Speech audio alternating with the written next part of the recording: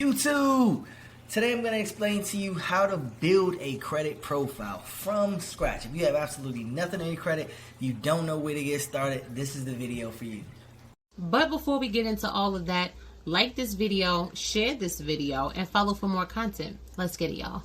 Alright, there's 3 key steps when it comes to building out your credit profile. The first step is getting credit monitoring. You have to understand credit monitoring allows you to track your credit profile, to understand what is being reported on your credit profile, to get any alerts for things that you may or may not have added to your credit profile, and it just protects your data altogether. Below, I have a link to a credit reporting agency that we use as our affiliate link with MyScoreIQ. You can get all 3 of your FICO scores for just a $1 trial for 7 days, and then it's $29.99 a month after that. Remember, it is very important that you guys understand what is on your credit profile, so that way as we're building it, you can ensure that it's structured properly. The second thing is opening up at least 3 of the following. So a secured loan, a secured credit card, an unsecured loan, a unsecured credit card, preferably with your bank, or one of my following starter credit cards. So these starter credit cards, I'm going to have a link to each one of those below as well, so that way you guys can get started with your credit. These credit cards are easy to get approved for people that have little to no credit. If you have bad credit, such as derogatories, collections, charge-offs, things like that, you may or may not get approved for these cards, and you might want to check out my credit repair structure video instead. So the third thing is getting financed through the Elevation Academy. We also offer financing for both personal and for businesses. Getting finance will set you up with a plan of action to get a certain amount of money, understand what we're going to do with that money, structure ourselves out, and then we execute. So let's say we get you approved for 10K. We then say, hey, we want you to do XYZ. You do XYZ to ensure that that 10K starts to make you income, to not only pay it back, but to start generating you revenue from having, good enough credit per se. All right, so let's get to it. The first thing that I mentioned, open a secured loan. So when you open a secured loan, I always recommend going with your bank first. What is a secured loan? A secured loan is a loan that you use your own money as collateral. Let's use $1,200 for an example. If I have $1,200, what I would do is go to Navy Fed and say, hey, I would like to open a secured loan for $1,200. What Navy Fed is going to do is take my $1,200 and put it in a savings account that I can't touch, and then they're going to loan me $1,200. I know it doesn't make sense, at least yet, but hear me out. What we are then going to do is take the loan of $1,200, put it into a new checking account. So not your primary checking account. Let's open up a new checking account. We're going to put that $1,200 into the new checking account, and then set the loan to be on auto pay from that new checking account. We're literally taking the money that they lended us and paying the loan back with the bank's money, or with our money, right? The kicker is the banks will charge a little interest for this. So I want to say anywhere from 1 to maybe 5%. But in order to calculate how much interest is going to be paid, what you want to do is figure out what your monthly payments are going to be.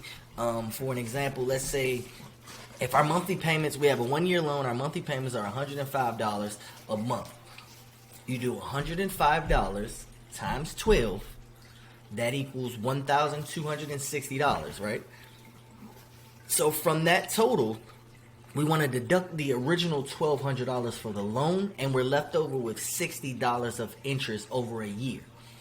I now want you guys to take $60 from your primary checking account and add it to that new checking account, so that way the new balance totals $1,260, meaning it'll be able to cover that loan in full for the year. Now that the loan is on auto pay and you have enough money to cover it, you know that you won't be late. It's out of sight, out of mind. You're now going to start having on-time payments and a credit line reporting to your credit profile every single month. Your utilization doesn't take a hit, your age will grow, your payment history stays at 100%, and that is vital when it comes to building out your credit profile. So that's the first method. The second method is going to be opening up a secured credit card. So like a secured loan, you have to use your own money as a collateral, meaning if you give the bank $1,200, they then in return give you a $1,200 credit card. It's not like just going to apply for a bank and saying, hey, can I get approved for a card, and then giving you a card. You're going to the bank and asking for a secured credit card with a certain dollar amount as collateral, and they'll give you a credit card for that dollar amount. Since they're giving you a credit card, there's no need to open up a new bank account or do anything like that.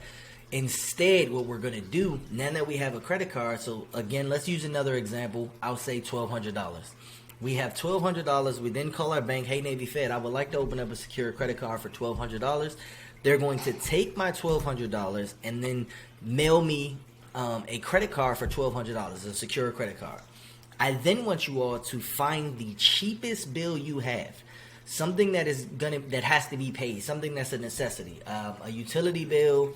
If you guys value Netflix or Hulu, a lot of us have it. Something that has to be paid, a phone bill. So let's just use an example, the electric bill. I don't know what you guys' electric bill is, but our electric bill is anywhere from $150 to $250 a month. But we know that the electric bill has to be paid, right? We're going to pay it from our bank accounts, pay it from our debit cards, etc.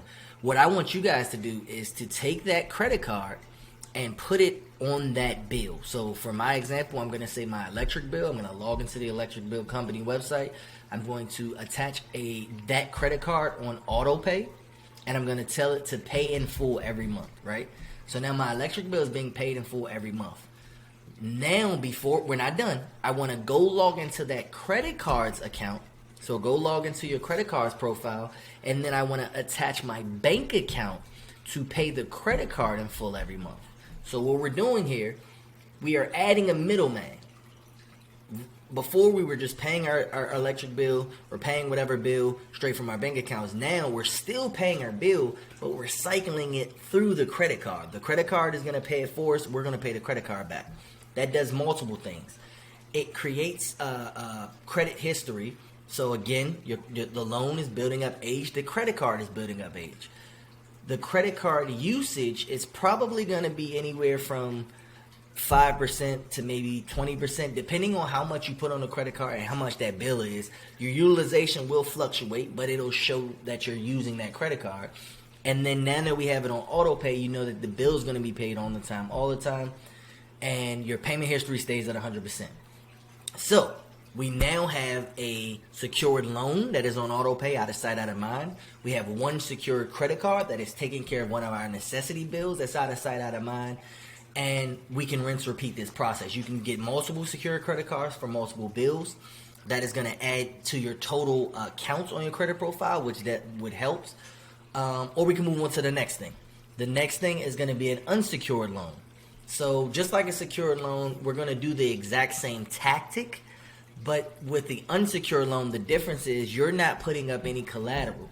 If your credit profile is strong enough for the bank to give you a loan, I want you guys to still follow the same strategy I just gave you for the secured loan, except you don't have to worry about getting the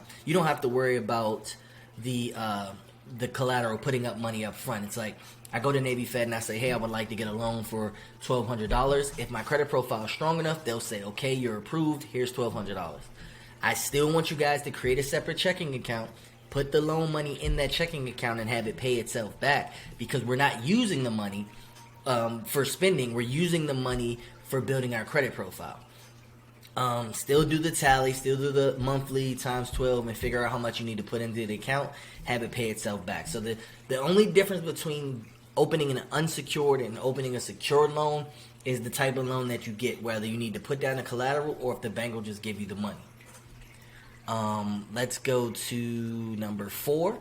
Opening a unsecured credit card with your bank. So we're going to follow the exact same strategies as the secured credit card. Picking a bill, putting the credit card on the bill, attaching our bank account to the credit card. The difference between an unsecured credit card and a secured credit card is that one has collateral. The secured credit card has collateral. The unsecured card doesn't have collateral. So it's pretty similar to the loans. It just depends on if the bank is willing to give you this money or if the bank needs you to put down collateral, right? The beauty of the secured loan and the secured credit card, I should have mentioned this before, when you finish paying back the secured loan, you will receive your entire balance back. So if it's a loan for $1,200 and you have it for a year, once that year is done and all that money has been paid back, the bank will then cut you a check for the original $1,200 that you gave them. So you will get that money back. I'm sorry for excluding that. So not only do you have a higher credit score now, you got your original $1,200 back. On the secured credit card, however, when you do anywhere from 6 months to a year of on-time payments, what's going to happen is your credit card is going to graduate. You're going to get the original deposit amount back, and you'll be able to keep that credit card. So if the original deposit amount was $1,200, the bank will give you your $1,200 back, plus the bank will then let you keep that $1,200 credit card, oftentimes getting a credit limit increase. So where you started as a $1,200 secured credit card, when it graduates, they may offer you another $800. Now you got your $1,200 back, plus you may have like a $2,000 credit card. So the unsecured credit card method is definitely beneficial. And then again, we have a few starter cards such as Kickoff, Milestone, Aspire, Capital One. As stated before, I have a bunch of links in the description below. Feel free to click those and apply. If you need credit repair, this process can still help you, but it won't help you as fast as someone that is just looking to build out their credit profile, somebody that's looking to build it out from scratch. So keep that in mind. I do have a credit repair structure video. Please find that video if you're looking for repair. If you're just looking for building, then you want to follow these steps. All right, the last thing.